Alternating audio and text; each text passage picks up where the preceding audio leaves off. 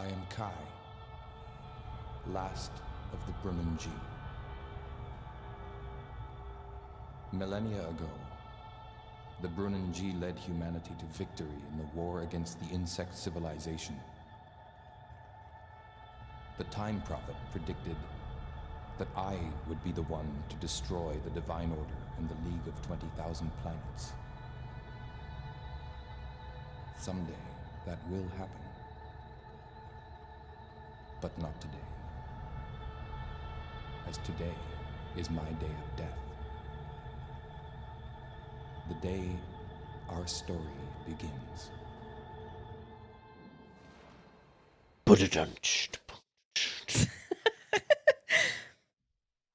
Welcome back, friends. Welcome back.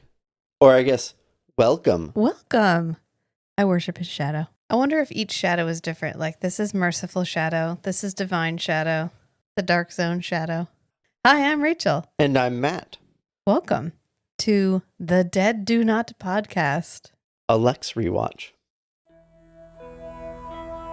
Just a bumbling security guard in the great wide galaxy. Till one day he was dealt a different card in the form of a key. This key controlled the most powerful weapon ever made. Now he had it by sheer accident, or maybe it was fate. What a cast of characters all on the spacecraft traveling. A woman named Zev who escaped from her programming. A disembodied robot head that got brainwashed instead. And Kai, the always glum undead assassin. In this space adventure, you never know what comes next. So come join the crew for tales of sci-fi, laughter, and sex on the Dead Do Not podcast. Watching Lexx.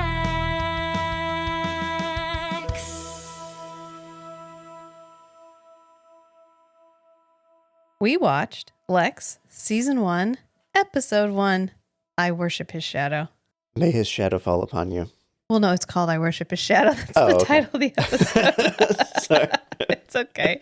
I Man. was just following along with the call and response from the episode. Like, I love Lexx, but this was a long fucking episode, and I think I watched it like 4 times because we'd watch it, and then I'd be like, okay, we're going to record, and then a bunch of shit would happen, and we couldn't record, and then I was like, well, we always do better when it's fresh, so let's watch it again, and then shit would happen, and we wouldn't record, and then, yeah, 4 times later, Absolutely. here we are. Are you excited about watching Lexx? I am so excited. I feel About like watching you Lexx. have more experience with Lexx than you did with Forever Night. Yes, absolutely I did. Yeah, even though Yeah. I regularly put on Forever Night, I feel like this is one that you watched like on your own, semi-voluntarily. Yeah, me watching Lexx as a teenager was a voluntary thing. Was it because of Zev? Probably. Probably, yeah. Let's all be honest. It was Zev. I don't think I've watched anything past season 1, so this is going to be Yeah, really fun. I know they changed the actress Yeah. for Zev after season 2, I think. Yeah, scheduling conflicts. And I don't remember. She becomes Zev with an X. I vaguely recall maybe seeing episodes with Zev as a different actress and being confused because I didn't get to watch them in order. Like, those aren't the same boobs. Like I I can't didn't watch this now. It's the God face damn too. it. Oh, okay. Yeah. There's also a face. The actors and actresses have We faces. should get a hold of the German version so we can actually see the nudity. Right. Yeah. I think that'd be really I'm on board. like, let's get the German DVDs. Yeah, I want to watch all of Lexx subtitled just so you can see tits. No, thank you. Not that I have any problem with subtitles, but also it's available in English. It's originally in English, and if I feel like half of the charm of Lexx is the delightfully Canadian accents. If you're Canadian, this might not hit the same, but if you're American, Canadians always sound really hyper and like peppy. And so to hear lines that are supposed to be really dramatic delivered in this like round, upbeat accent is it's a real treat. And Yeah. I'd be sad to lose that. We are not going to harp on the Canadian accents much, but I promise. Oh, yeah. Sorry, what did you say? But they are thick and fast in this, and I love it so much. I love Especially it. Kai. I feel like they're thicker in this than they are in Forever Night. Like this is, I mean, Forever Night is a Canadian product made in Canada. Yes, Canada. But Lexx just feels, I don't know. It just, anyway, I guess we'll get into it. Are you ready?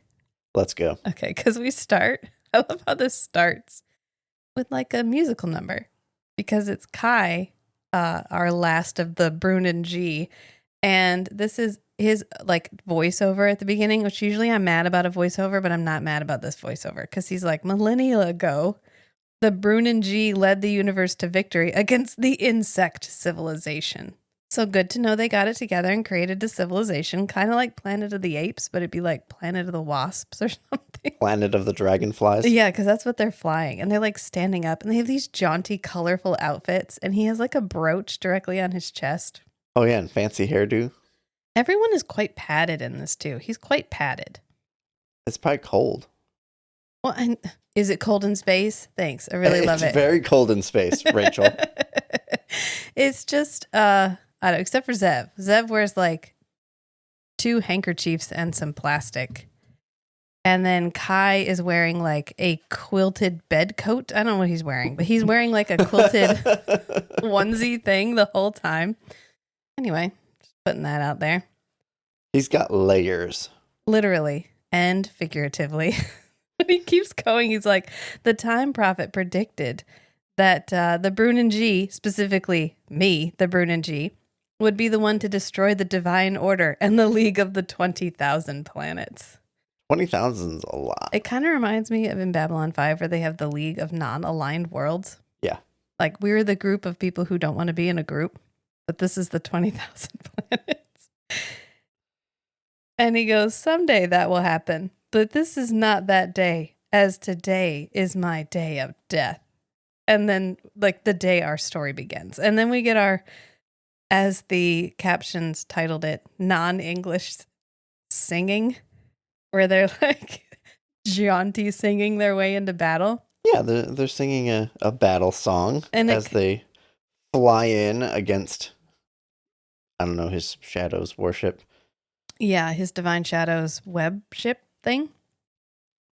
Which they say the Lexx is the most, they keep saying that the Lexx is the most powerful ship ever created. But this one seems pretty powerful. This one just scorches the surface. Oh, But Lexx can blows up the whole planet. fucking planet. You're right. Okay. You're right.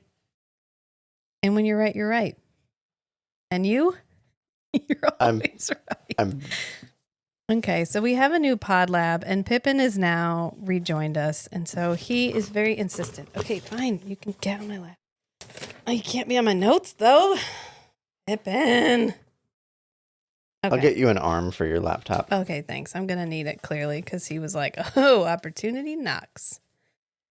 So as the non-English singing progresses, we see the, like, space quilted, colorful outfits that they are flying around with these real jaunty beehive hairstyles, which it's not It just... keeps the hair out of their eyes, except for the one lock that is deliberately in front of his eyes. Right. He has the forelock thing, I guess, so he can tug it when he's anxious. I don't know. He's reading too many fantasy novels. Who is that? Robert Jordan. They're constantly tugging their forelock. Yeah. Yeah. Or their braid, which he also has. He's got options. If he's really angry, he could pull his braid, or he could tug his forelock, or he could stroke his... It's flexible. His lofty beehive. Because he's got a beehive, and then he has his like thing in the front, and then he has a tail, like a braided tail that comes down the bottom. Right. In his back. Yeah, okay. Anyway, we have to cover it. It's choices were made. Lots and lots of choices were made. And my sister thought he was like the hottest man who had ever been on television. And we had to watch this specifically because she thought he was so handsome. He's not handsome. But it's like they looked at him and they were like, you know what you really need? Height. Just height. How can we get that? Heels? No, this is the 90s. We can't have a man wear heels on television. Hair. Tease that hair, motherfuckers. The closer you, the higher your hair, the closer to God. Surprise.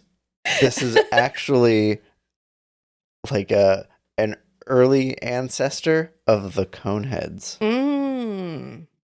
Their head is actually that tall.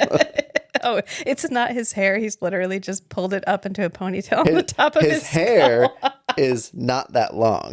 It's just his head goes real high.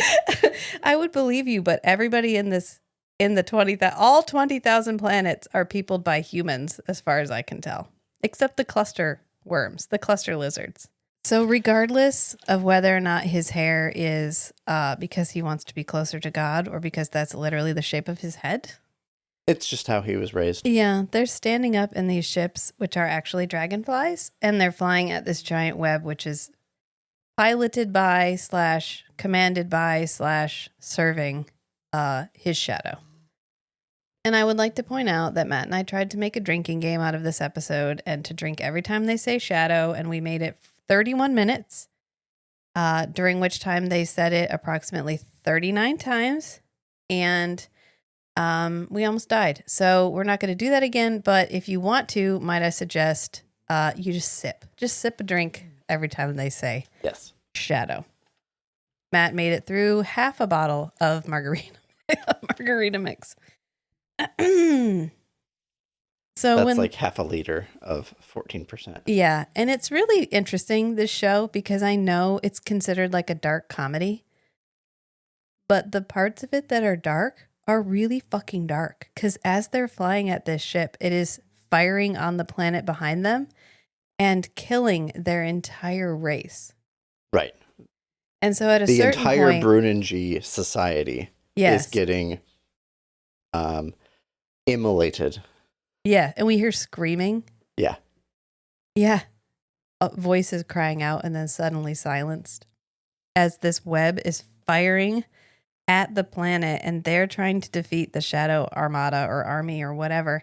And eventually they realize, like, shit, we failed. Our entire planet is dead. And so they tried to ram the control tower, but it just closes. And the only one who gets through is Kai, and his ship gets destroyed, and it just closes and it doesn't actually do any damage. Right. And then his divine shadow walks up because they didn't even hurt him.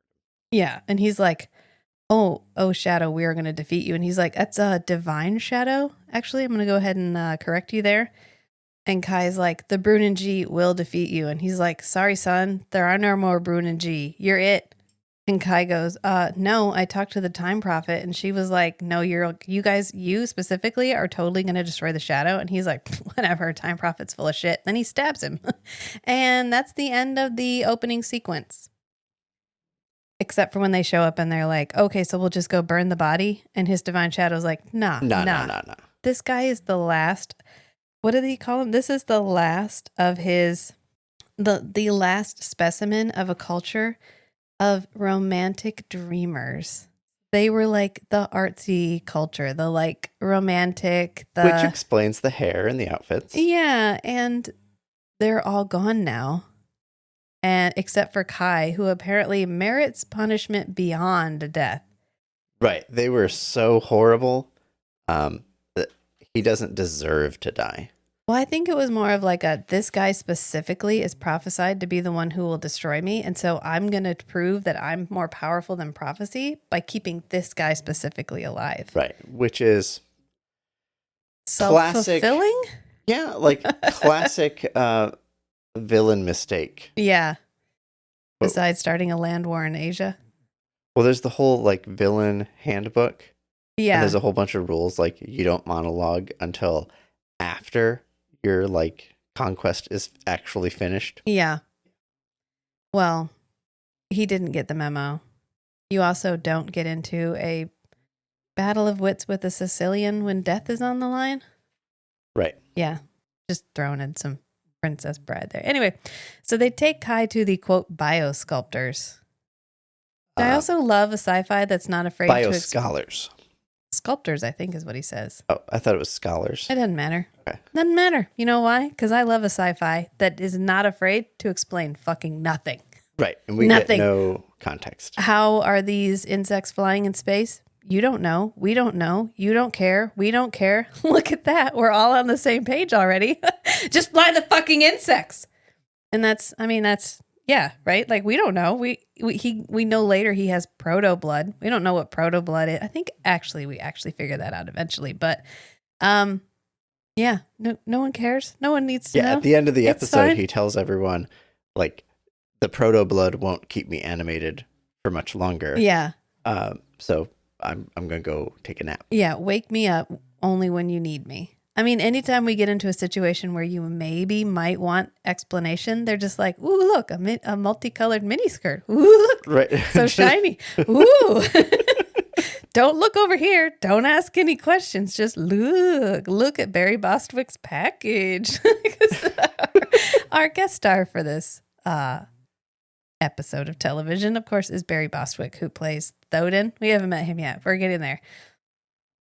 So then the Shadow picks up a piece of the insect ship and he's like, insect, curious, which I guess is how we got the idea for the Lexx. Right. Yeah. And then very specifically, 2008 years later,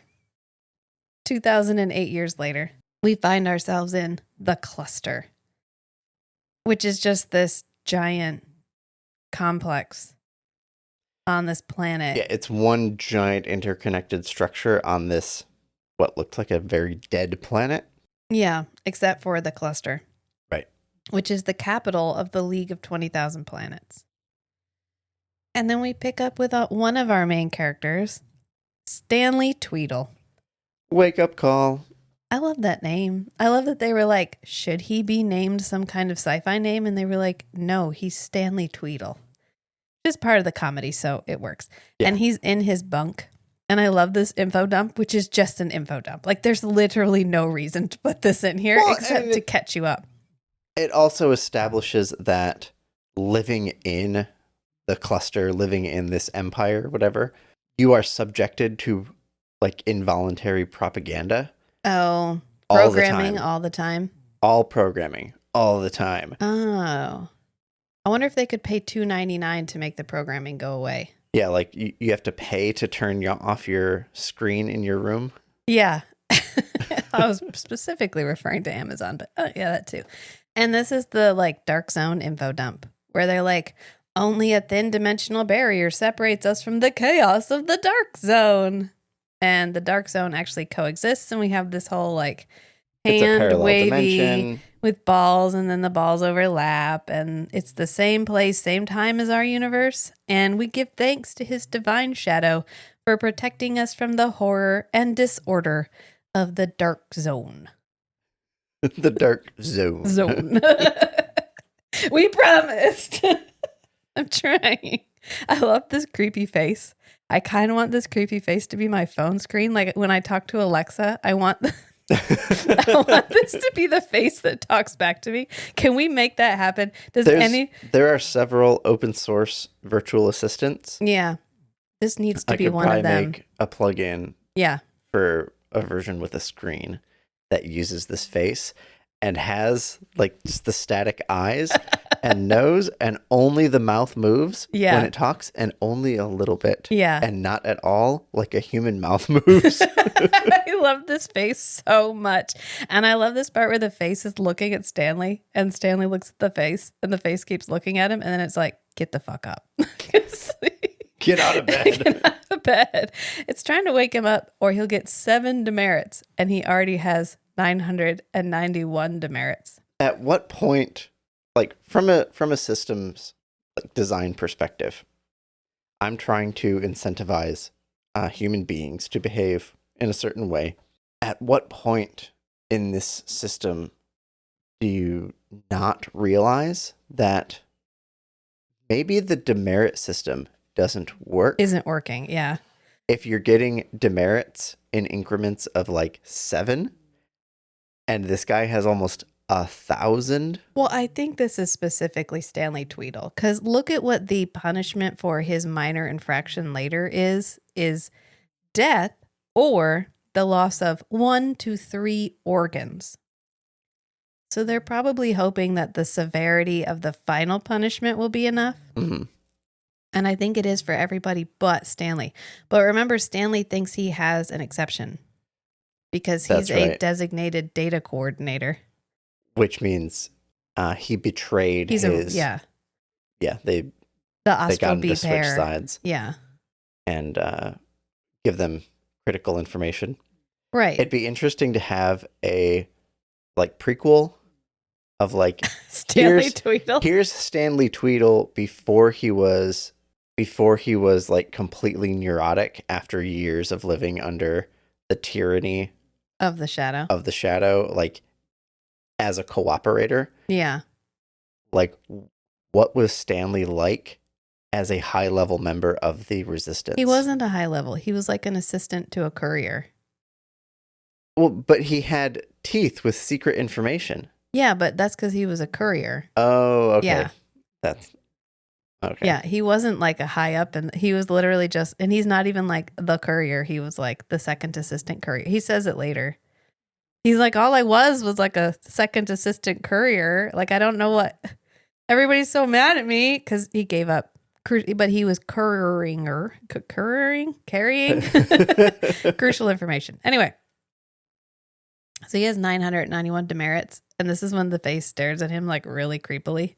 And he finally crawls out of bed. And finally, he's like, which I hate his mesh blanket. Can you imagine you're sleeping in this like cubby because it's sort of like a Japanese capsule hotel, right? That everybody stays in, and his only blanket looks like a mesh shirt from the 80s, and that's it. Maybe they're all temperature controlled. It's fine. So we cut to this ship in space, and this is where I feel like I need to comment on how much I love the music in this show, because you'll be like, oh, we're just having this cool moment where Stanley's waking up and we're learning about the dark zone, and then it's like boom. This like ship is flying through There's space. this it's a very recognizable like style of this boom chicka chicka boom. Yeah. And it happens after like any transition where you end up in space and you're seeing like CG. Yeah. You get this like percussion. Yeah. Like sequence. Except when the Lexx finally takes off at the end and it's like Ooh, maybe. Yeah. Maybe the sound that you're hearing is the ship's propulsion. Let's go with that. And sure. And you're hearing the boom.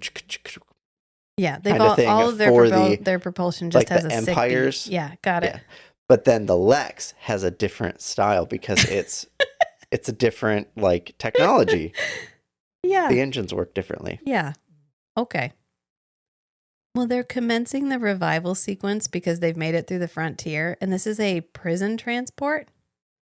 And so the face pops up again, and it's like, you're going to be diverted to another gate because there's a bulkhead malfunction.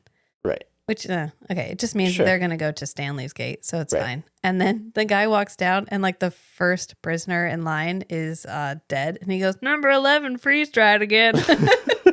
Like, oops. And then we go past the I'll woman. submit a ticket to get that fixed. We go past the woman wearing a people suit, who we find out later is Chigurata. Yeah. And she played in 2 episodes of Forever Night, actually. She played in Trophy Girl. She's the lady who runs the escort agency. Mm-hmm. And she plays in False Witness, where she is the dominatrix who has the videotape hidden in her flower pot. Yes. Yeah. Yep.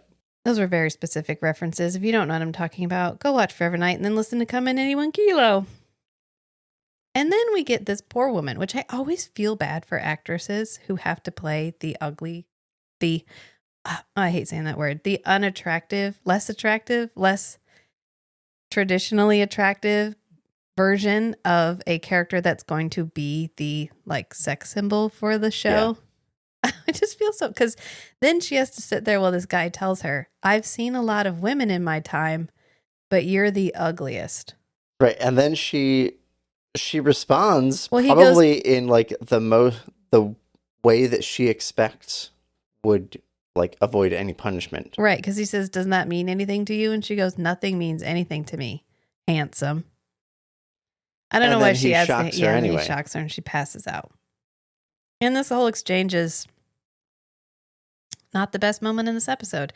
And then we go on to like a bug in the back, this weird bug transport pod thing. And they look in the Oh, yeah. slot and we just see Barry Bostwick's eyes looking back out at us. And it's like the really, really evil guy in the prison transport, Thodin. They're like, your day of reckoning is coming, Thodin. And then we like pan out and there are a ton of prisoner transports. Yeah, there's just like a dozen of Like- them all Like coming in. dozens of them all coming in all at the same time. And then as they fly by the stadium thing, the Lexx is up on the hill. Oh, Oh, first, look at the Lexx. first look. Yeah. And then we come back to Stanley. And Stanley is throwing pieces of metal at this robot's ass and trying to get them to bounce off into this grate. Right, there's like a waste disposal or And this something. is a really good way for us to sort of introduce the Stanley character and how just sort of a waste of space poor Stanley is. Not only does he have 991 demerits. In a bureaucratic nightmare, Yeah. Stanley Tweedle is the monkey wrench in the gears. Yeah. But not actively so. Just it's like weaponized incompetence. Yes, That's what Stanley is. I would say that's a good description of Yeah. his role in this whole system. Yeah. In every system, really. Yeah. And then the ship from earlier requests a docking beam. And he's like, cool, can you give me the code? And they're like, nobody asked for the code anymore. He's like, okay, well, you need to give me the code, which in his defense, that could be a trick.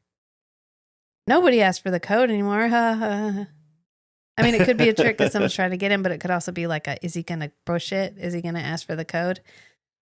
And so they end up giving him the code and it's incorrect. And she's like, Right, she just like bashes some numbers on the keyboard. yeah. And Stanley's like, well, wrong code.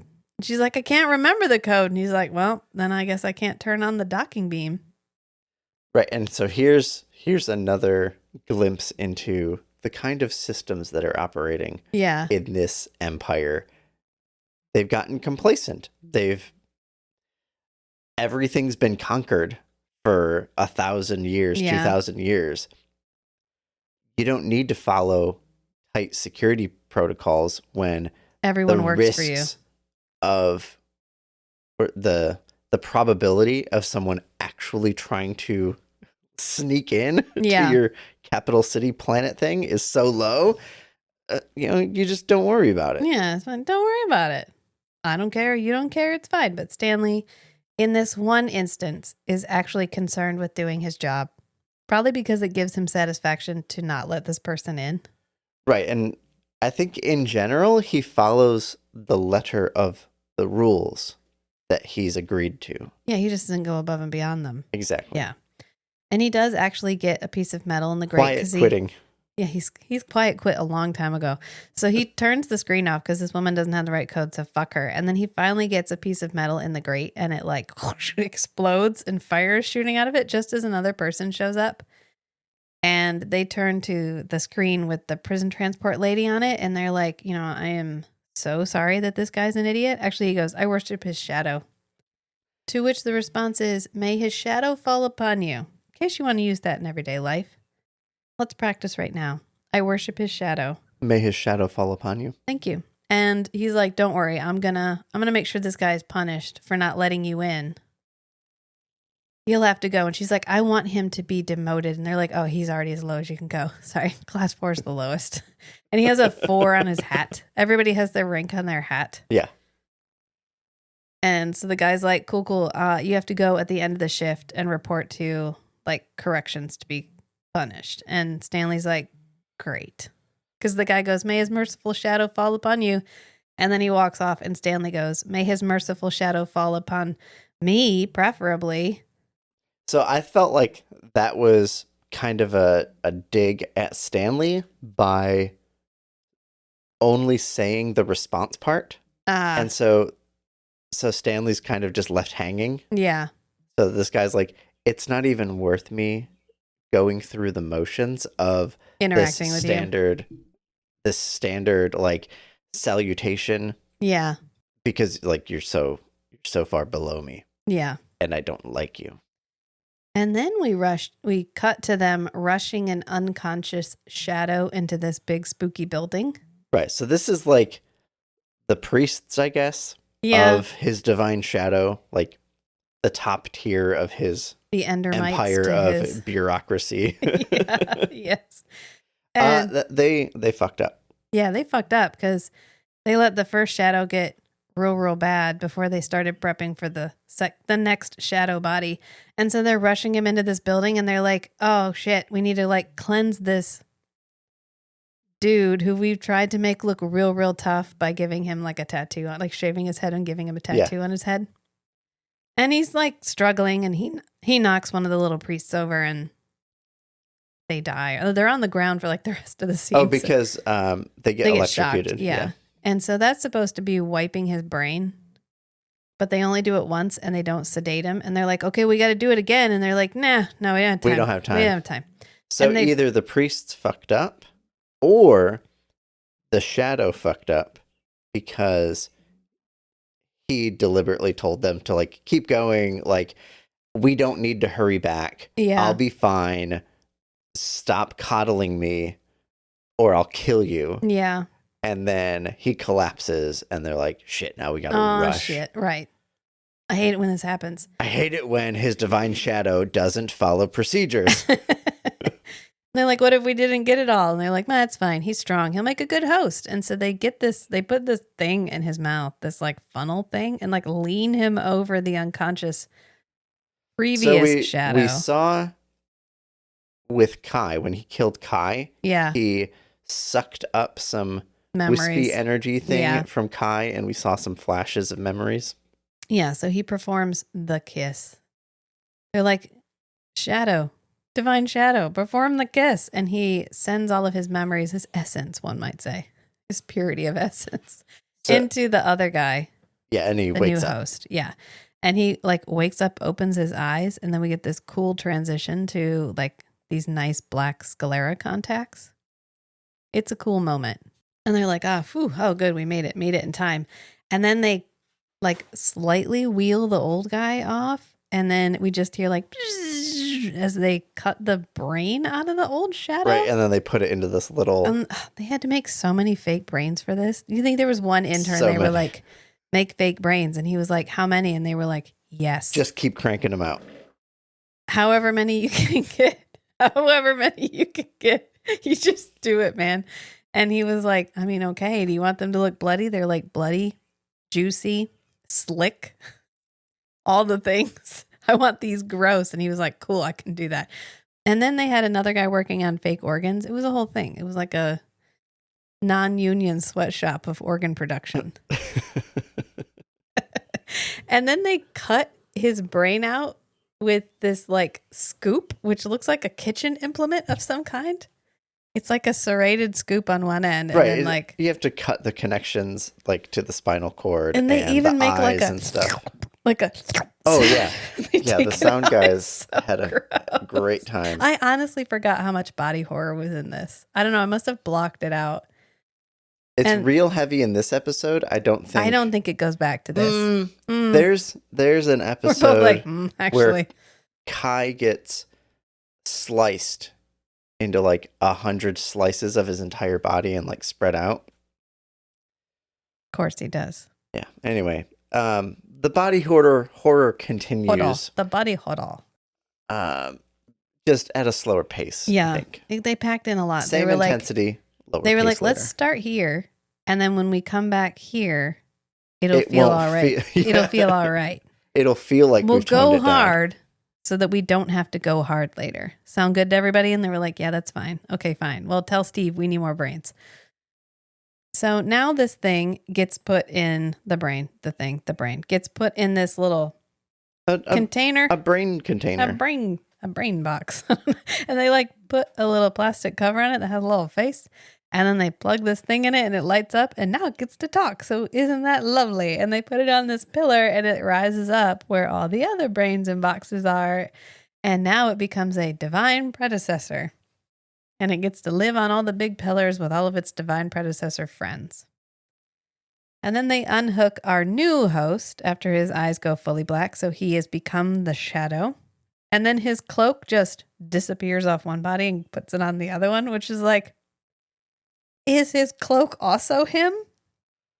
Is his cloak some form of nanotechnology? Yeah, and they no context. They're like, I'm sorry, but we will explain nothing. So this is a cool idea of having like a continuous ruler, and they just body swap when Oh, it kind of reminds me when of the in one wears out. Mistborn. I was thinking, where have I seen this style done before? And there's Ginyu in Dragon Ball Z, who's the head of the Ginyu Force, who works Yeah. for Frieza, and he has this body swap technique, energy technique, and he's like, they mention it eventually that, oh yeah, that big purple body, yeah, that's not his original body. He's Yeah. been body swapping for a while, and he always body swaps into a more powerful body. I feel like body swapping is a thing. It happens. Yeah. Yeah. But I recall something's ringing a bell of another series, another story, probably a book where the ruler just body swapped each time. Mistborn. Well, he didn't body swap. The emperor. Oh, he just took over a body. I thought he It body was swapped. no. There's doesn't matter. there's the two powers. Yeah.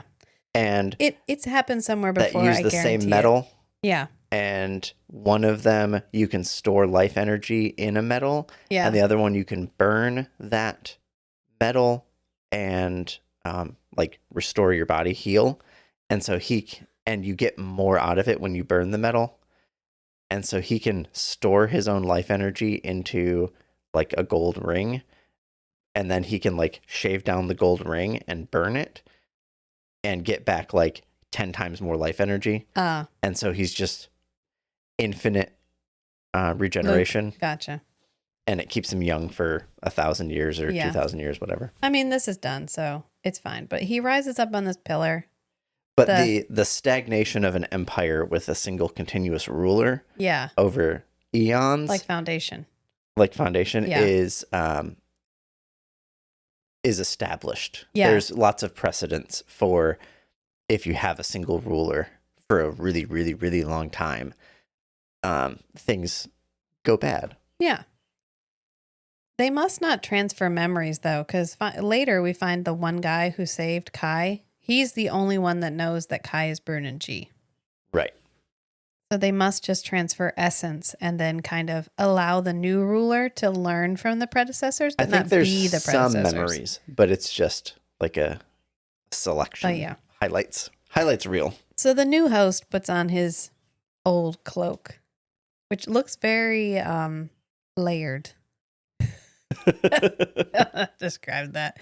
And he ends up rising up on the pillar, and he's like, divine predecessors. And they're like, oh, yay, our new friend. May your reign be long and orderly.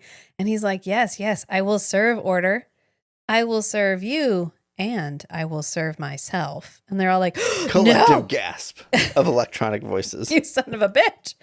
And he's like, yeah, okay, so I didn't get fully cleansed, so I'm a little bit shadow, but I'm also a little bit human, and that means that I'm better than everybody. And they're like, specifically a psychopathic human. Yeah, and they're like, why didn't we equip our brain boxes with like offensive weapons? They could like fly up and become independently operating miniature flying drone machines, where they could like pew pew pew. Maybe because they each knew that the whole group, the swarm of divine predecessors, was always a potential threat to their rule. What do you call a group of shadows? A reckoning. I don't know. So then he's like, the Lexx will be fully grown soon, and then we can hit the enemies of the League of 20,000 Planets, and we can like selectively destroy the opposition. And the divine predecessors are like, okay, but how will you know what planets to strike? Well, that's what the guy says, actually. The new shadow guy is like, how will I know what planets to strike? And they're like, well, that's where your wisdom comes in. That's literally your job. That's where the thinking part comes in. Maybe we can follow some clues. And he's like, oh, okay, cool. Well, then I'll just kill them all. Let's see. Survey says everybody's bad. Let's just kill a lot of them. They can't rise up against me If I kill all of them. If I kill all of them. It kind of reminds me of in Hitchhiker's Guide to the Galaxy, where we meet that race of people. Oh, the crickets. Yeah, where their entire planet is surrounded by like an impenetrable fog. And Yeah. when they finally rise out of it and they see the stars and they realize that every one of those stars has the potential to have a planet like theirs, and that there are literally more sentient races in the universe than there are grains of sand on the beach. And they go, yeah, that's all got to go. Yep. And they just, a spaceship crash lands on their planet. That's what happens. And then they reverse engineer it. And within like a couple of months, they have a functioning space armada. spaceship. Yep. Yeah. And the new Shadow is like, I'm going to command the Lexx and I'm going to go out and punish the enemies, that being all of them, all of everyone, everywhere, the enemies of order. And because my host brain wasn't fully cleansed, like, I'm ready for destruction. You know what I'm saying? And the brains are like, no, you can't leave the cluster. And he's like, fuck prophecy, man. Like, who cares? I don't care. I haven't died yet. It's been 2,000 years. I think I'm going to be okay. And they're like, no, if you ever leave the cluster, you will die. And he's like, yeah, bullshit. The Brune and G have been extinct for 2008 years. I think I'm good.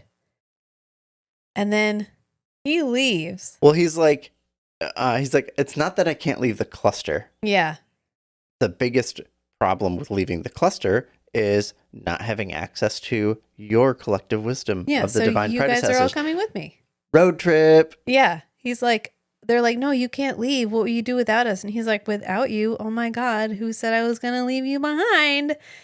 And so he puts them in this like brain ship, a larger brain box, one might say. And then they fly off and they're like, we're doomed. No, we're all going to die. It's like when you put your smaller Tupperware into a bigger Tupperware. Yeah. The brainception. Because the one brain is like, you know, they're like, no, we're going to be fine. The prophecy's definitely like, I'm pretty sure we're going to be okay. Because the prophecy did say the Brune and G, and like, they've been gone for a while. And then the one brain is like, oh, sorry, guys. Actually, I kept one. I kind of kept one. And they're like, what? No. They're like, the prophecy is upon us. We will all go extinct. And this is when we see the memories of Kai talking to the prophet. I love this section so much because we finally meet the time prophet, because he mentions the time prophet at the beginning. And then when we actually see the memories of Kai, we see the time prophet, and the time prophet is like, I have the strength to answer one question. And I want that on a t-shirt. Like, you get one question. Yeah. That'll And be then- on our Lexx merch. Right. Because I feel like as a parent, you totally understand that vibe of like, okay, I know that you're confused and you have clarifying questions, and I'm happy for you. Pick your best one and hit me with it. And this is when Kai is like, will the forces of his shadow destroy us? And the time prophet is like, well, you know, time had a beginning and an end, and then it kind of just begins all over again. And in an age yet to come, in an age long past, for there are no beginnings or Paraphrased. endings in the wheel of time. When the shadow leaves the cluster, the Brune and G will destroy them. This will happen. It has happened. Yeah. No, we're going to get defeated today, but then don't worry. You're going to get revenge eventually. And then the brains continue there. No. And then we go back to Stanley. And Stanley's just sitting there while prisoners are being wheeled past. On every time we watched him, Matt was like, that's Unistrut. I've bought that. That's how I made my desk. And then he was like, okay, so wait. Could they have bought that at Lowe's? Like in the Lexx universe? Could not the prop guys, but like the people who built the cluster. Right. Anyway, these people are being wheeled by. And one of them recognizes Stanley. And he's like, Stanley Tweedle? You son of a bitch. You're the traitor. The arch traitor. The arch traitor Stanley Tweedle. And this is our first hint that Stanley Tweedle is anything other than just our mild-mannered security guard. I mean, he still is just a mild-mannered security guard. Yeah. But at a certain point in his life, he made poor choices. But this guy falls off the track, like the bolt on his thing comes undone, and he falls off the track, and it just goes... We get a nice splash. Kind of like when you step on a ketchup packet. Yes. and it squirts out. Very much like that. Yeah. And then we come to another one of my favorite scenes, which is the trial scene. And it's where they reel the prisoners up. And then like a hologram of a judge and a hologram of two lawyers appear. And then they have, quote, court. They hold Right. court Pre-recorded for these snippets. Yeah, pre-recorded court for these people. And then every time they have to fill in information unique to that individual, it freezes and then it just does like a computer voice. Yes. It's like, you are charged with, and then it's like It hits the vibe so hard. it does. It's so good.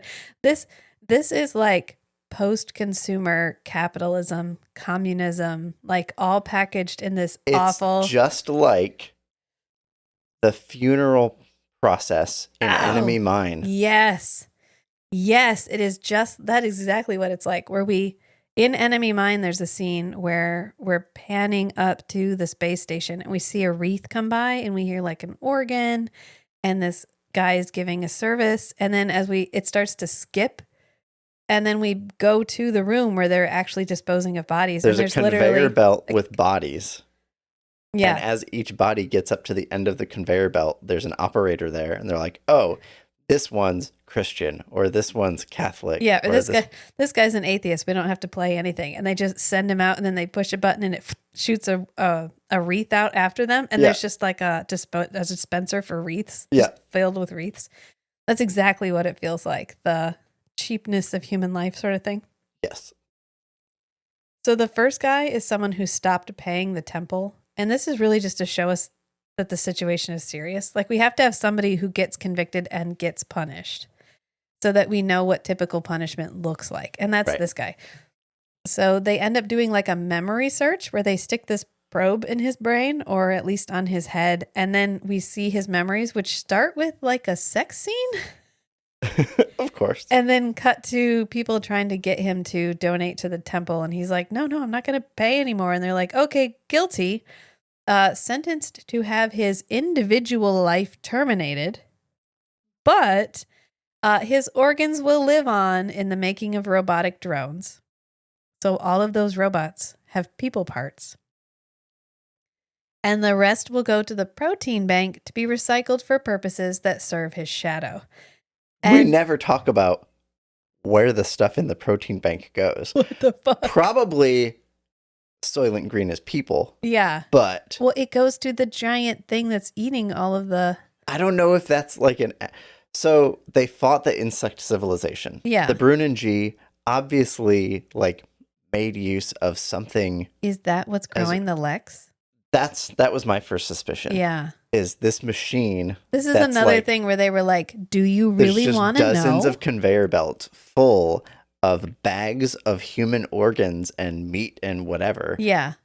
And it's all going like dozens of conveyor belts into this giant opening with a bunch of robotic hands. Yeah.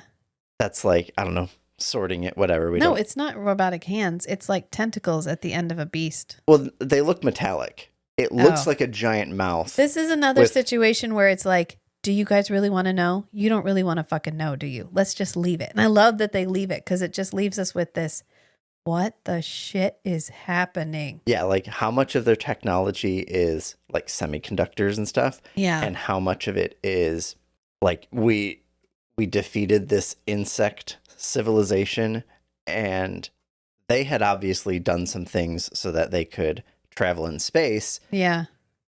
The Brunanji had these little fighters that look like dragonflies. Yeah. Like are we growing insect like bodies without brains, or do we like scoop the brains out afterward? I don't know. They don't explain it, and I love that they don't explain it. But he gets tracked over to an organ remover, and it's literally has an outline like for the outlines organ of all shapes. the organs, and then there's like these little saws going around the outline. It's like, and the whole thing is covered in blood. Yeah. And it just looks gross. And there's even a little cutout. There's like his lungs and his liver and his heart and his kidneys and his testicles down at the bottom. And I was like, did you catch that? Matt goes, what? And I rewound it and he was like, oh my God. And then all of it falls into an eye wash bowl. Like this is just an eye wash bowl and it falls in there. And then it gets kind of carted off. Well, And then- right before it gets carted off, a brain falls on top. Yes. Ugh. And then like the rest of it falls down and it gets bagged in this plastic. We watch it get bagged in this plastic bag and then go down the chute to a conveyor belt. And then we pan out and there's like 100 conveyor belts and they are all packed full with bags full of human flesh. And they are all heading towards the whatever. And we even committed to the meaty, gross, like thump into the eye wash bowl. This Foley artist was either grossed out the entire time or having the time of their lives. And then we cut back to Stanley because what did we need in this moment but a break? And so we go back to Stanley and he goes to the desk and he's like, oh my God, so there's this guy, Stanley Tweedle, and he's supposed to be reporting today, but he's refusing to turn himself in. He just won't cooperate with me. I need some leverage. Yeah, maybe you could tell me what the punishment will be and then I could convince him to come. And the guy's like, oh, okay, let me look it up. And he goes, oh, yeah, if he's not here at watch change, termination order immediately. And he's like, termination? Like, we're going to kill him, but he's a designated data cooperator. And the guy goes, oh, DDC, eh? And then he's like, oh, no, that expired 6 months ago. Because Stanley goes, he He's might no be longer needed sometime protected. for vital information. And he's like, no, it's not that vital anymore. Nope. Maybe because they caught Thoden. Maybe because they caught Thoden. Yeah. Maybe because they were finished, like the Lexx was almost finished growing. Yeah. They didn't need anything else. Yeah. But he's like, well, if it was just this offense, then he makes a snip notion. He goes, cauterization. Cauterization. He goes, but with 991 demerits, it's 1 to 3 organs. And Stanley's like, 3 organs? What 3 organs? And he's like, oh, standard combo. Eye, kidney, testicle. Depending on demand, and demand is high, so probably we'll do 3. And Stanley goes, but it was just a mix-up. And the guy goes, life's a mix-up. And he goes, triple organ is better than termination, right? And Stanley's like, I guess. And so he wanders off sadly as all these robots are whizzing by, and he ends up kicking one. Yeah. And then we come back to Zev's trial. And she is being accused of failing to do her wifely duties and embarrassing her husband in the temple, which feels like something I could literally be charged for in the state of North Carolina. Yeah. Yeah, I'm pretty sure I could be. And then we see her memories. And I love her husband. It is like if you opened any 1990s teen girl magazine and you had like heartthrob models, They have this haircut. this is the guy. The mushroom cut with the middle part. This haircut is back. He's a child. And he's like, oh my God, you guys are trying to marry me off to this cow? And she's like, but I love you and I'll serve you forever. And he's like, gross. And so she punches him in the face, which might be why Zev is my favorite character. Because even when Zev is not part cluster lizard, even when Zev does not have all of the advantages she eventually gets, Zev's already feisty, which I love. And so, of course, she's found guilty because she punched him straight in the face. And she's sentenced to be transformed into a love slave and given to a seminary to be used for their pleasure. And she's like, actually, could we give my organs? I volunteer for the protein bank. She's like, I volunteer for the protein bank. Can we just kill me, please? I don't want this terrible life anymore. And then we cut back to the walking bug thing. Because this is when we really start like snip, snip, snip. This is our setup episode. Yeah, there's we have so a lot much to set context up, here. and we have to get it all in an hour and a half. And it is rapid fire from this point on. Because we go to the walking bug thing, and it's headed to trial. And our holographic guys appear, and they're like, okay, Thoden of Austral Be Pair, who's in there. Your trial is actually going to be transferred to the stadium where you will be tried and punished for entertainment purposes. So we get deferred from figuring out who this guy is one more time. And we go back to Zev, and Zev gets like laid down under what I assume is like the biosculptor. And they put this eye thing over her eye, like a tanning bed eye thing. Yes. To protect her eyes from the radiation. And then she gets a little video that's like, as soon as this sentence is carried out, you'll be cleansed of your crime. You're good to go. And then we go back to the stadium, because this is our rapid fire change moment. And we get the music, the like opera synth combo, the like synthesizer music with operatic singing in the background. I kind of like it. I kind of like it a lot. And then we find out that in this pod thing is the pirate, heretic, rebel of the Austral B pair, Thoden. And then the bug opens for the reveal of the big evil bad guy who's been in this pod the whole time. And it's Barry Bostwick in a leather vest and a loincloth. A rainbow loincloth. Should I recognize who Barry Bostwick is? He played in Rocky Horror Picture Show.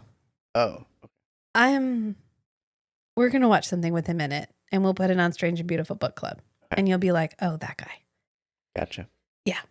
And he's like, yes, my moment has come. Not only to show off my, like, it's not even a rainbow loincloth. It's like plastic chunks all sort of like connected together. Yeah. So we get like it's got good movement, you know what I'm saying?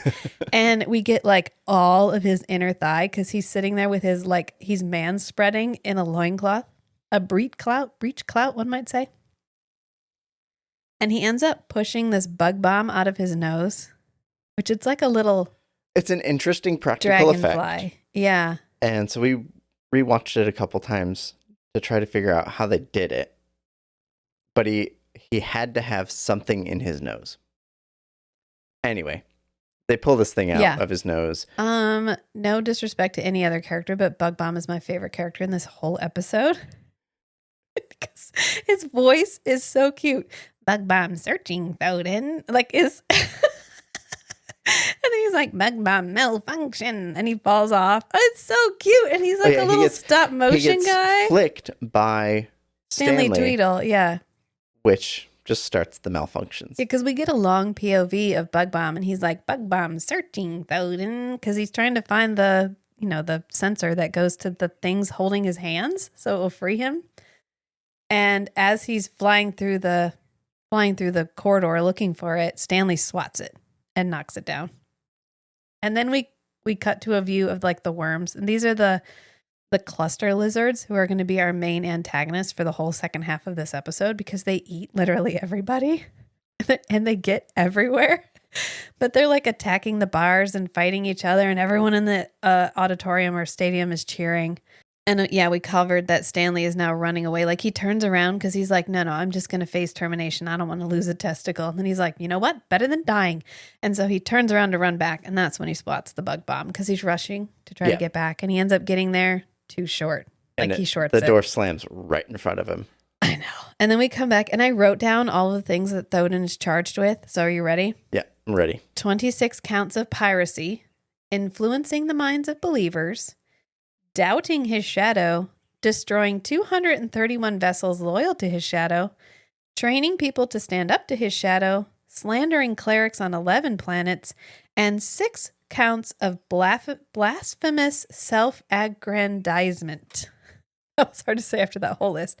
6 counts of blasphemous Please say aggrandizement. Aggrandizement. Thank you.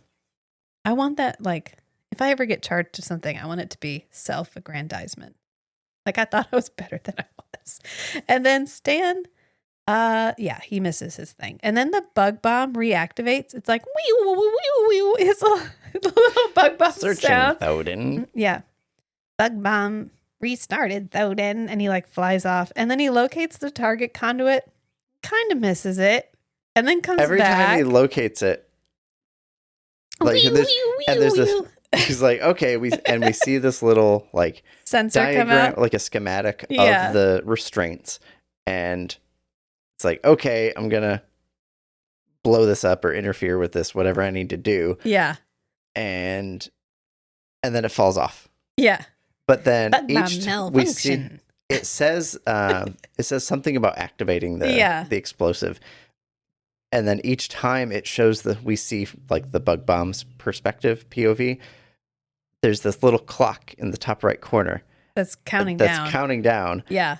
And by the time it explodes, it's on the wrong line. I love it when it falls down and it goes, bug bomb lost head, because its head falls off. And then we cut to these families, and it's kind of like Girl Guides. It's a bunch of kids with like Right. patches and hats, and they're showing up because they're there to receive an award for their youthful devotion, which is the greatest in the 20,000 planets. And they're arriving in the hangar, and of course, they only get a holographic priest guy. And he's like, you are the youngest 50 of the most loyal of his shadow's subjects, and we're going to give you medals, and then you're going to go back and dedicate your life to the shadow. And then we cut back to Thodin in the arena, and Thodin is like, sheeple, wake up. He's like, you're being manipulated, can't you tell? And they're like, we don't care. Kill him graphically. And then Bug Bomb, aw, Bug Bomb has such a small part, but it has so much impact because then he locates the signal again and falls off again. And then it's like, I'm going to blow up. Like, I can't help it. It's like, explosion imminent. And then it ends crosses up exploding. signals between all the stuff controlling the stadium and the stuff controlling the like award ceremony. Yeah. So the holograms start to switch. Yeah. And I feel like this is the result of a like stagnant bureaucratic monstrosity where each individual has so little like autonomy or independence or like influence over how the system operates. Everybody just has to trust the system because the system's been operating for hundreds of years without issues. But then when there's a malfunction in the system, there's no like big off button. Yeah. Nobody can go in and override. Right, because they've never needed it before. Because all the control signals that are like telling everything connected to the stadium that this individual, Thodin, is the target. He's being punished. Like we're submitting transactions to his official record. Yeah. When that gets diverted and the punishment like transaction gets sent to the award ceremony, now it actually gets applied just all automatically to the little children who to have all the arrived kids to get medals because they're getting like, oh, you guys are the best. We're giving you medals. And then it switches and it's like, you have been condemned to be consumed by cluster lizards until dead. And then the transaction to update all the kids' records with this like merit badge, I don't know, award goes to Thodin. Like, wow, that's And then the cluster lizards get released into the room full of children. They kind of did it to themselves. And then the cluster lizards eat all the children. Right, and it even opens all the doors for the cluster lizards to get to the kids. Were the cluster lizards? We only ever see them attacking the bars. We never get a location on where they are. They can see Thodin. And Thodin looks at them. Okay. So that means the kids are like right underneath the stadium. They go from being in the stadium, which feels like it should be self-contained, to being in literally every room of the entire place. And there's only like 10 of them. Unless they had a whole bunch of cluster lizards. And when the bug bomb broke down everything, it just released all the cluster lizards. When it punished every single kid to be consumed by cluster lizards, it's like, oh, this one cage of cluster lizards is not sufficient because the cluster lizards are going to get full before they eat everybody. Yeah, we'll just open everything up. We need more cluster lizards. Right. I mean, it is the cluster and they are cluster lizards, so they would have an excessive number of cluster lizards, I would say. And then we get the image of the bloody medal, like the merit medal on the floor. And then they're like, just as the cluster lizards get free and they're coming into the stadium, because they get into the crowd and start eating people in the crowd. And then Thodin's little pod closes and he's like, now he's the only one protected. I know. And then we go back to Zev, because remember Zev, she's still getting transformed into a love slave. And we've like, boop, boop, boop, chosen her hair, which will be baby blue. And apparently at the time, like baby blue hair dye was not available. So they used the same dye that they used to make blue colored marshmallows.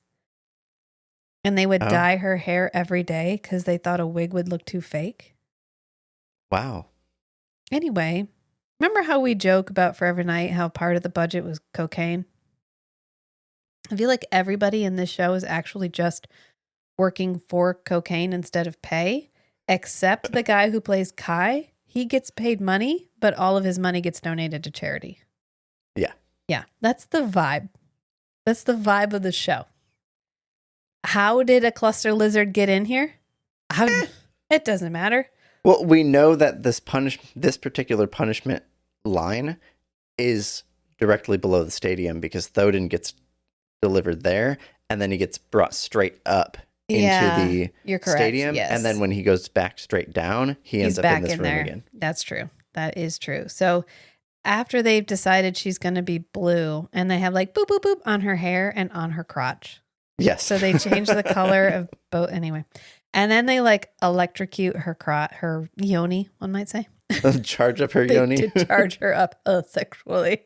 And then we see the like boop, boop, boop, the like line form scan shrink. Okay. And then stands on the run and he like looks over because as soon as the gate closes, they're like, fugitive on the loose, Stanley Tweedle, and it puts up a picture of him, and then it's like, beware of disguises, and it just shows a bunch of features. Really bad, like sideburns, beard, mustache. I know. And then Thodin is finally free. And we Which finally it's get interesting that the only disguises that they prepared people to recognize for Stanley Tweedle was bad facial hair. Yeah. Not any other part of his uniform, Right. which I think he wears that uniform the entire show. So it fits. Yeah. And then we get the, like, Thodin finally, like, the thing opens and he just rips his hands free. Like, I love how when they need to get free, they're just like, meh, and they just pull them free. Zev does the same thing. And then when he's freeing all of his friends, they just pull them off. Okay, it's fine. It's another moment of this is a complacent system. Yeah. So we'll go with it. And then we get the full shiny loincloth. And luckily, because of the mix-up, the robots think he won the award.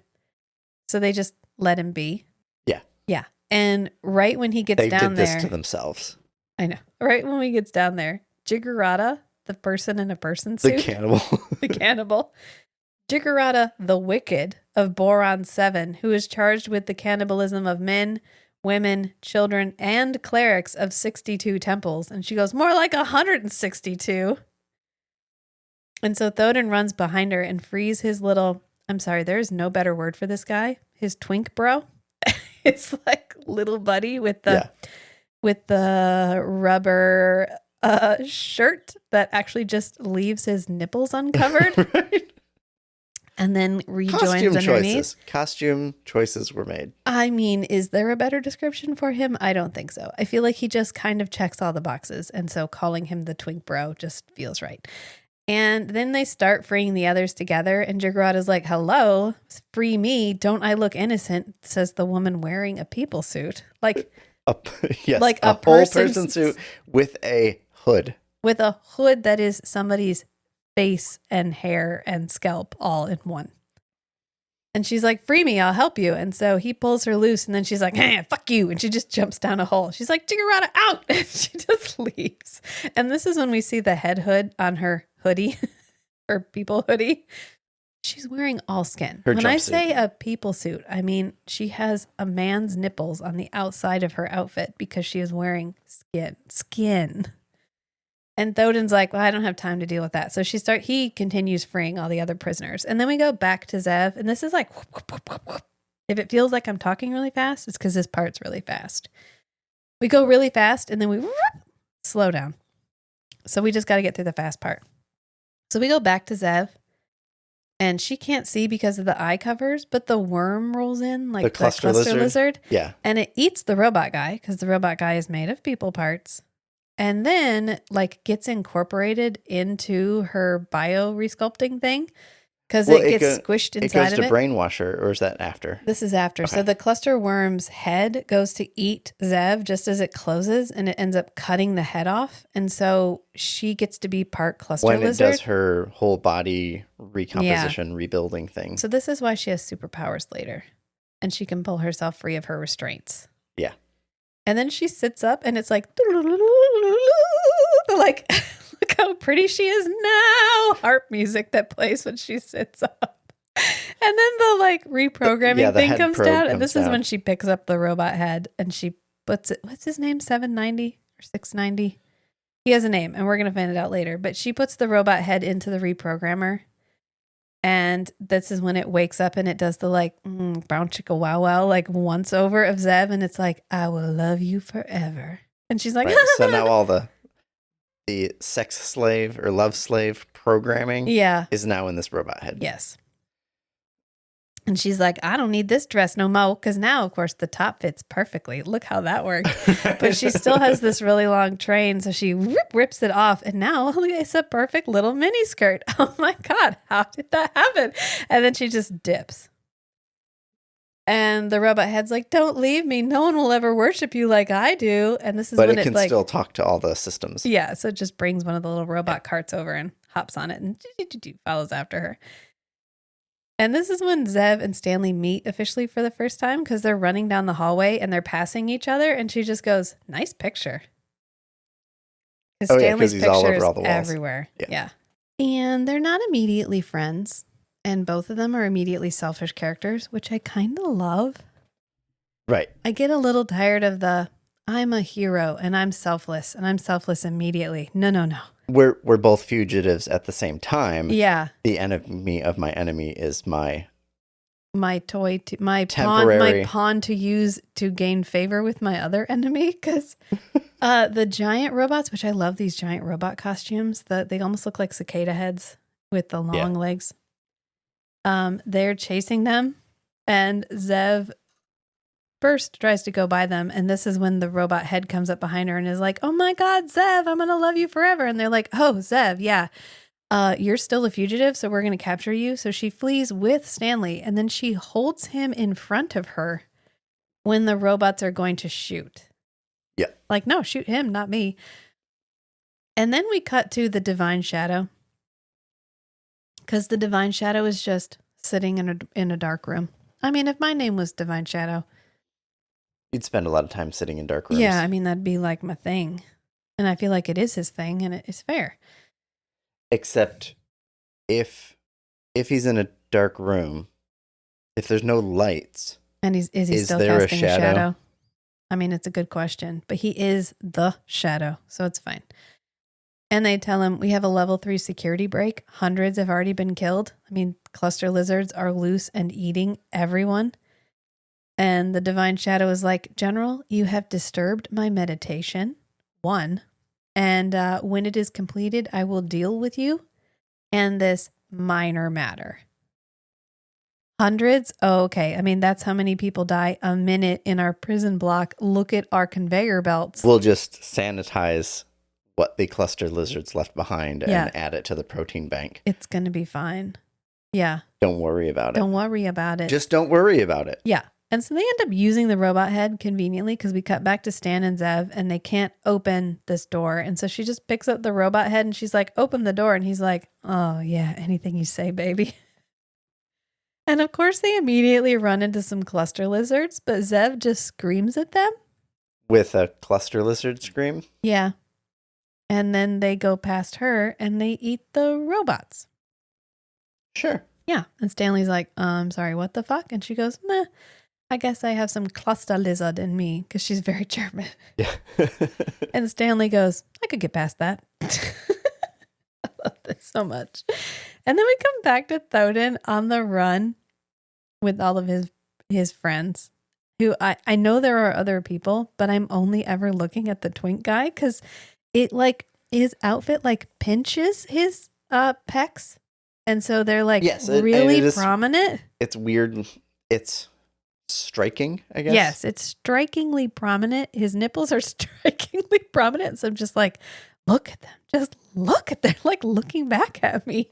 And then they run into some giant robots. And of course, they congratulate Thoden on earning the medal. And so he's like, great, thanks. And he takes their guns. And they don't do anything. They don't do anything. And then just as they're walking away, they're like, oh, I'm sorry, update. Your medal is rescinded and we need to apprehend you. Can you give us back our guns? And he's like, no.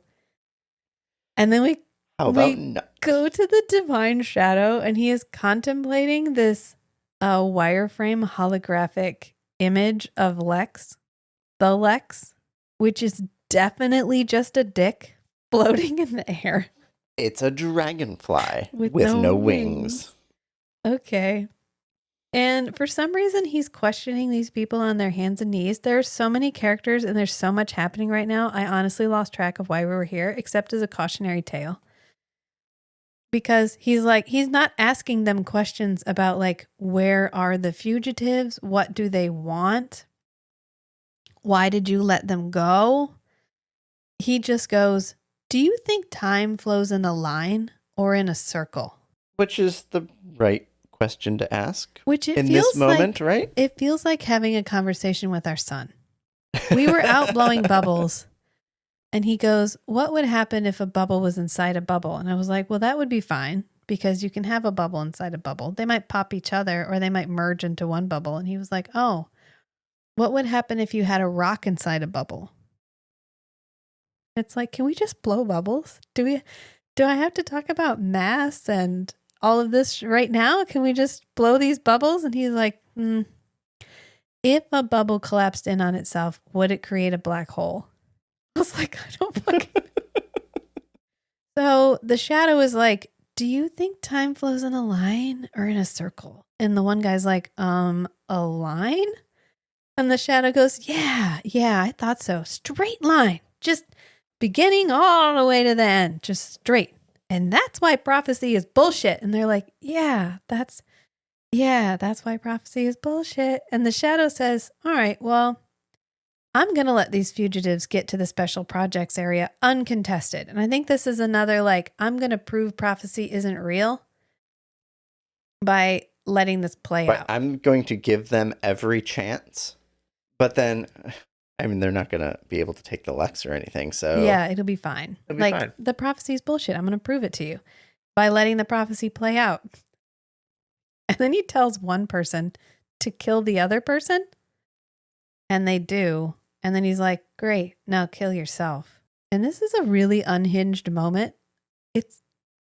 Because they start praying and then she like shoots herself in the head and dies. And so you get the idea of why characters like Thodin are rebelling against this complacent, communist, capitalist hellscape apocalypse that everybody lives in. Communist? I don't know. I'm just combining shit right now. Fascist? Fascist, yeah. Authoritarian. This is the future Republicans want. Despotic tyranny? Yeah. And so, yeah, we cut back to Thodin, and they are climbing up these struts, assumingly to the Lexx, which they're wearing mini skirts. And they are now, okay, it's fine. As long as you're not beneath them and you don't look up, it should be okay. And they start getting shot at. And one of them dies. And then they're like, actually, you know what? Whoops, sorry. We're not going to shoot at you anymore. And they pack their shit up and leave. And Thodin's like, well, I'm not going to question that. And so they climb up. So far, they have handled this horribly. Yeah. So, I mean, it's not unprecedented. This feels on brand. And we find out that the reason they're doing this is because the Shadow didn't want just anyone to stop Thodin and his band. He wanted Kai to stop Thodin and his band.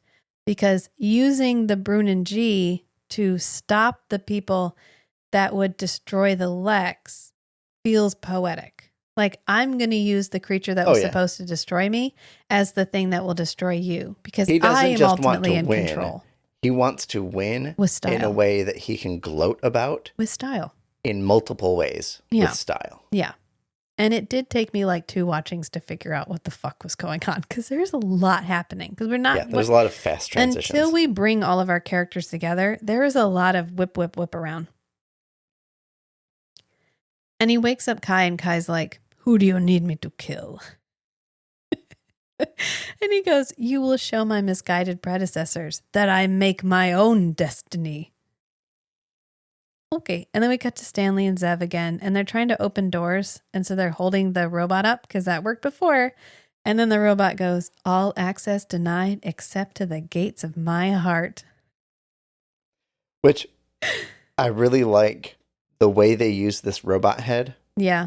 Because it's a character. Like, this is a main character for the whole show. It's an unusual character. But it's also a really elegant plot device for them to be able to navigate this like fully automated bureaucratic like control system Yeah. of this empire. Because like this robot has like a secure device identifier, and it's in all the official records that Yeah. this robot has like the default level of permissions for automatons in the empire. And this one has been subverted and is under the control of Zev, Yeah. but it still has all of its permissions and access. Yeah. And so Zev and Stanley, they don't have the permissions in the system to be able to open doors, much less like the technology. I don't know, because we don't really see buttons.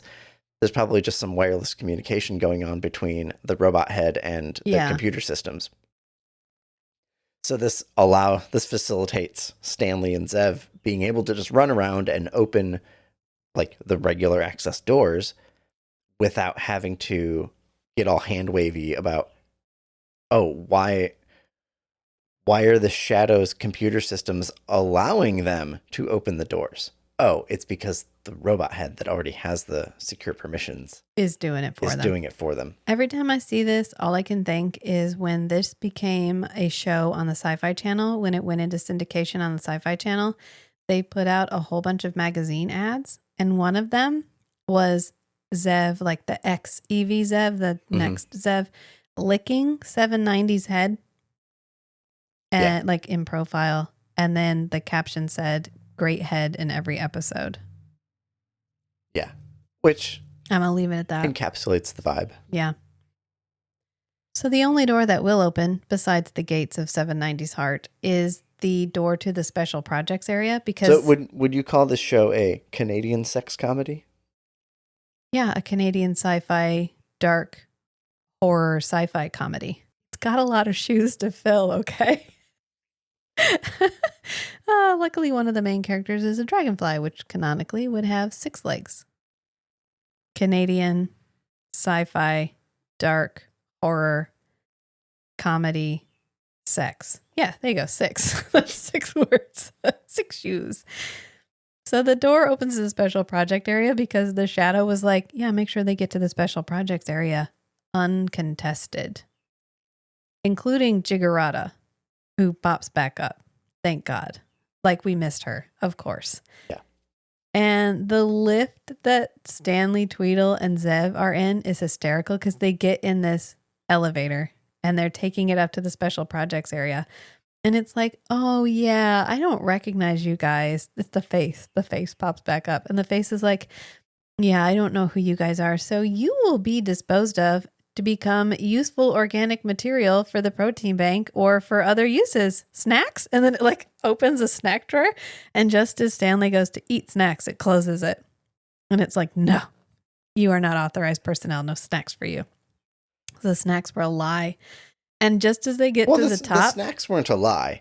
The first notification was like, hey, just so you know, I'm going to scan your faces. Yeah. And if they're not in our systems, then you're going to die. Yeah. Here's a snack while we wait for the authorization requests to go through. And then, boop, never mind. You don't get them. And they were very efficient at the facial recognition. How long had those snacks been in there? Do the snacks get refreshed? I bet they have a whole automated system to refresh those, because you wouldn't want some high-level bureaucrat to get in there, going up to the special projects area. And get eaten by a cluster worm. And then this snack drawer opens, and it goes to grab one, and they're moldy. Yeah. And then he gets mad at a bunch of people and like has them executed or whatever. Yeah. They're going to design the system to not offend the people with the like whim level power.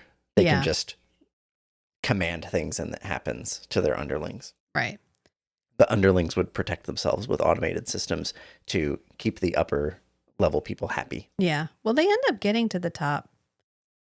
I don't remember how they get out. I watched this 4 times, and honestly, there were a couple parts where I don't Well, remember. they get to the top of the elevator and Thodin's waiting for them. Yeah, but how do they get out of it? How do they not get killed? Oh, I guess they would have gotten apprehended at the top. Yes. Yeah, okay.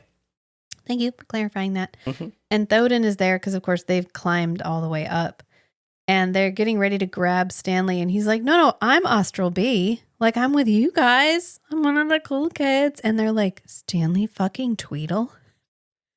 He's like, yeah. We thought you died. It's me. And they're like, oh my God. Stanley. Hey, Thodin, the- long time no see. The arch traitor, Stanley Tweedle. And he's like, I mean, yeah, that's me. And they're all getting ramped up. And then Zev is like, hey, has anybody noticed how hot I am? And they're all like, you make a compelling argument. Let's go. Let's go. There are higher priorities here. Let's get to a place where we can. But nothing higher than that push-up bra. Like, it's got lift. And then Stanley Tweedle is like, oh my God, is that the Lexx? Can you believe they grew that from some amino acids in my tooth? How many teeth has he given up to his courier business? A lot. Yeah. Luckily, all the food in the cluster is liquid, so he doesn't have to chew anything. How do you know all the food in the cluster is liquid? Because he's missing a lot of teeth. Oh, it would be extremely convenient. I was like, did I miss a scene? If he was able to just drink all of his sustenance with Please a straw. Please don't. Meat shake. No, stop. Stop. Gross. Protein Stop. bath milkshake. But Thodin is not done yelling at Stanley. He needs to unload a little bit. I mean, Zev is hot, and that sort of kept him from wanting to kill Stanley right now. But also, he's like, do you remember Ericon? I think it's Ericon 6. Erico or whatever. Erico's the planet. Yeah. He's like, millions died on Ericos that I could have the key to the Lexx.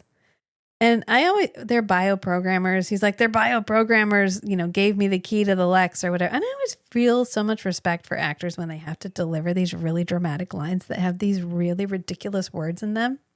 Yeah. Like, I stand for Austral B. Okay, And he delivers. He does. Yeah. No, I'm not saying he doesn't. I just it's like in Star Trek when they have to have a sentence that is composed almost completely of made up technology words. Yeah. And they have to say them with conviction. That would be hard. And they're getting ready to run into the Lexx because he holds up his hand and it's like, and it like shimmery color shimmers across it. And he's like, I had the keys with a Lexx. And they're getting ready to go in, and then we hear caw. Which I want somebody to make a fan edit where every time he uses his little like projectile weapon, Kai's projectile weapon, it makes like an eagle sound and it always says eagle screech in the subtitles. I want somebody to change that all to a chicken clucking. So it's like,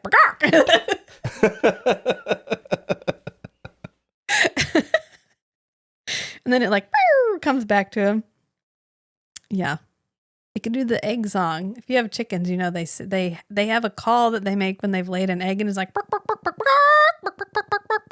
they're like standard barnyard chicken sound that's like, oh, everybody, I laid an egg. And if there's a whole bunch of them and they're close, they'll all do it together. Like, she laid an egg, y'all. Look, this is so great. That's what we need. And instead of the like eagle sound, I don't know. It's such a choice.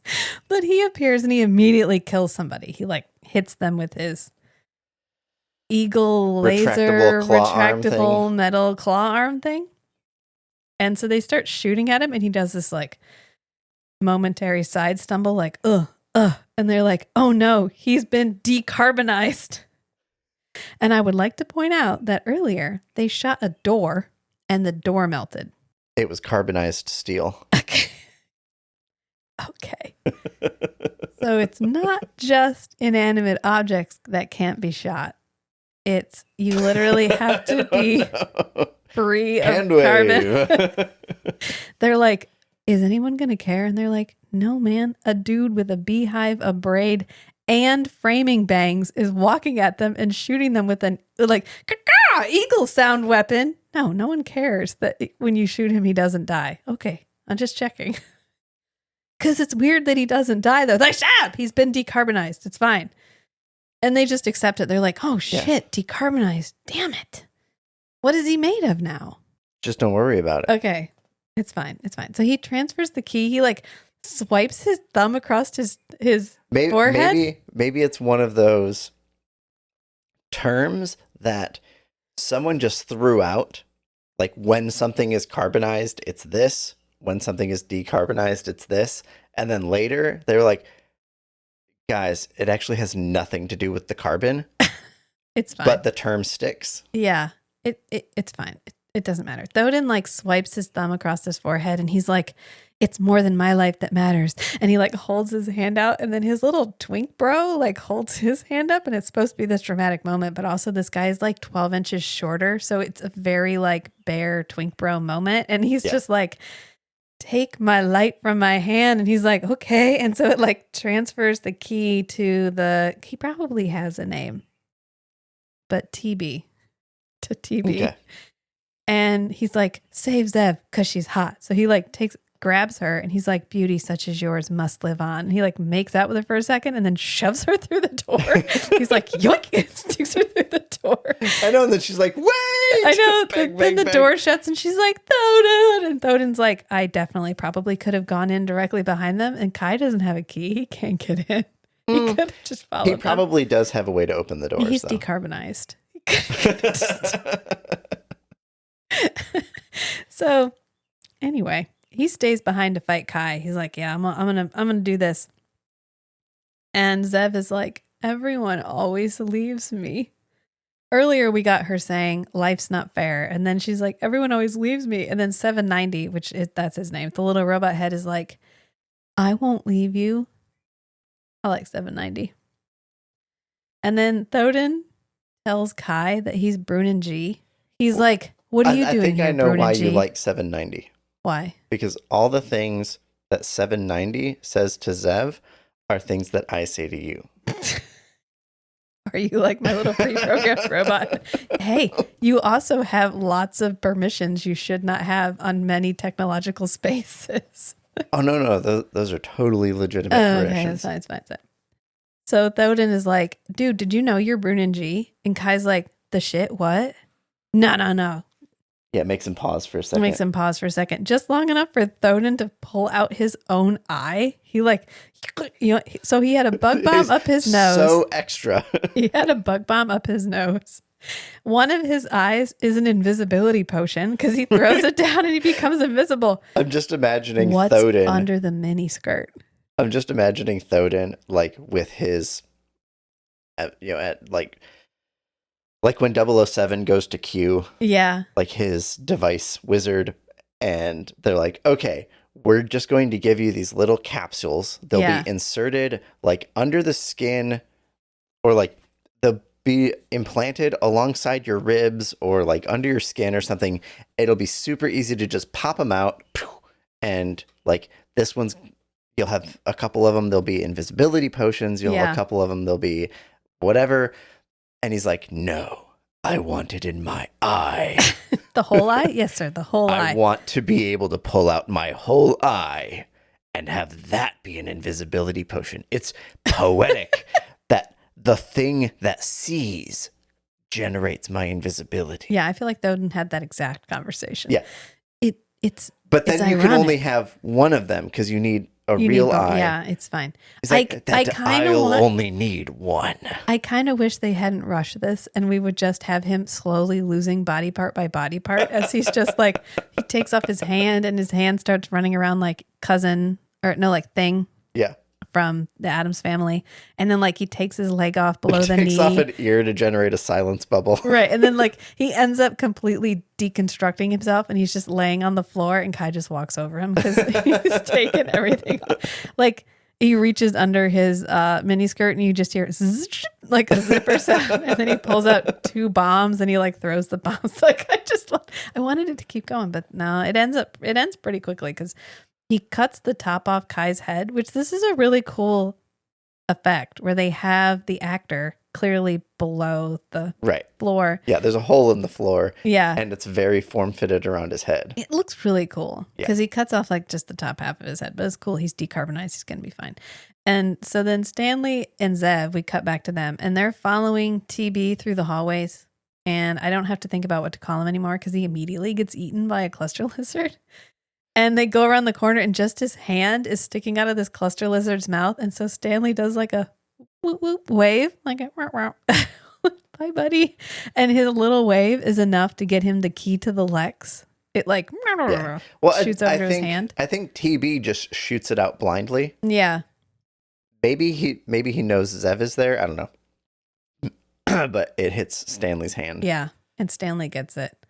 And then we go back out and Kai is using his hawk weapon. So caw motherfuckers. Or and then Stanley, back to Stanley. Stanley runs off and hides in a bug transport. They have like the Brune and G Yeah. used when they fought 2008 years ago. right. And Zev is getting ready to get in, and then Jiggerata pops up and how did she get in the Lexx? How did Jiggerata get in the Lexx? I think they just opened all the doors It's fine. It doesn't matter. so that anybody could get through. Every- More people get into the Lexx, the more impressive it will be when they defeat everybody. his divine shadow defeats all of them. I And mean, the reclaims cluster Lexx. lizards got in. So Yeah. however the cluster lizards got in, she got in. Yep. And then Jiggerata gets in the ship with Stanley and tries to push him out. And then they end up falling on the gear shift, which the gear shift looks like a ball sack. It's like fleshy and it has hair. Yeah. It's the grossest thing. They commit to the bit. There were tons of very moist looking fake brains in this, and yet this hairy gear shift is the grossest thing in this episode. And Zev ends up riding on the leg of the transport as they fly it off because they have to fly this thing all the way to the bridge of the Lexx because the Lexx Right, 'cause is they're at so the- big. The long dragonfly body, Yeah. they get on at the end of the tail. And they have to go all the way to the front. And And- it's like in Event Horizon, where Yeah. they have this long bridge that's just like a hallway Yeah. between the back end, the engineering section of the ship, and the like control and living space of the ship. Yeah. And the best part about this for 790 is that she has to hug him to her chest to keep him with her as they're flying. And he's like, "Ah, yes." And this is when Thodin actually cuts Kai's head off, but he's already dead, so that doesn't work. And then they come back and land on the bridge of the Lexx. And Zev and Jiggerata battle it out for a minute. And I'm kind of mad that Zev couldn't just beat Jiggerata. Like, did eating other people let her absorb their power or something? I think Zev hasn't realized. How strong she is yet? Yeah, like Yeah. at this point in Zev's head, she's been this like spunky, like sarcastic, I don't know, unattractive lady who's just been trying to get by. Yeah. And now she like, why is everyone so nice to her all of a sudden? And like she's still getting used to her new body. Yeah. And then this lady in a man suit grabs her, and she's still kind of in shock, Yeah. probably about the whole body transformation thing. So it's not till later that she really realizes, oh wow, I'm actually like super kind of strong. strong, Yeah. and I can have this effect on men and whatever. Yeah. I mean, it ends up being a draw. Nobody wins. And then Zev is just like, later. Like she does the point at her eyes, point at Jiggerata. Right. There's nothing personal between them. They're both just trying to survive. Right. And At this I moment. mean, Jiggerata's just chaos. But yeah. The wicked. She's wicked. Right. And then Thodin ends up getting killed by Kai. We go back and Kai does his like, caw, which that's going to get really annoying if I keep doing it. But guess what I'm going to do? I'm going to keep doing it. And then Kai reassembles himself. He like stumbles around, finds his head. And we do this like pan around his feet thing Mm-hmm. where we transition to not the actor's head so that he can lift up. Yeah, we this can have piece. one continuous shot going from his feet to his head. Yeah. And by the time we get to his head, he has his hands on his actual head. Yeah. It was And so, pretty cool. Yeah, it works. Yeah, it works really cool. And then Thodin is like, today Thodin, bleh, and he like falls over dead. That's the end of Thodin. He's so extra. He goes out trying to. Self-aggrandizement was one of his crimes, and he committed it to the being end. extra. Being extra. Guilty. Guilty of being extra. And so now Zev, Jigurata, and Stanley are all in the Lexx, and Kai is after them. And that is like the first part setup of the episode. So I think we're going to leave it here, and then we'll do the second half for the second part. Sounds because this is our only like long movie length episode. This isn't over 90 minutes long, this first episode. Yeah. So I feel like this is a good place to leave it so we don't end up with a And mammoth we're 4 already hour. at over 90 minutes. I know. And we're getting to the good part, like the part where we're going to talk about like Kai's going to figure out who he is and all that stuff. So we'll leave it here, and then we will come back and do part 2 next week. And I think we're going to release these on Mondays, just like we did for Come In 81 Kilo, which if you are missing us in the meantime and you haven't listened, we have already done all of Forever Night, and it is on Come In 81 Kilo. Just A look it Forever up. Night podcast. A Forever Night podcast, available anywhere you listen to podcasts. And we're hoping to do a couple more bonus episodes on that eventually. So if you follow us or subscribe to us there, you'll get a notification when we post new episodes. Because there are some books. There's books, and there's still some actors that maybe would do an interview. I don't know. We'll just have to see how that goes. So in the meantime, I worship his shadow. May his shadow fall upon you. Until next time, friends. Bye. Bye. 1 to 3 organs? Yeah. He'll have to donate 1 to 3 organs depending on demand.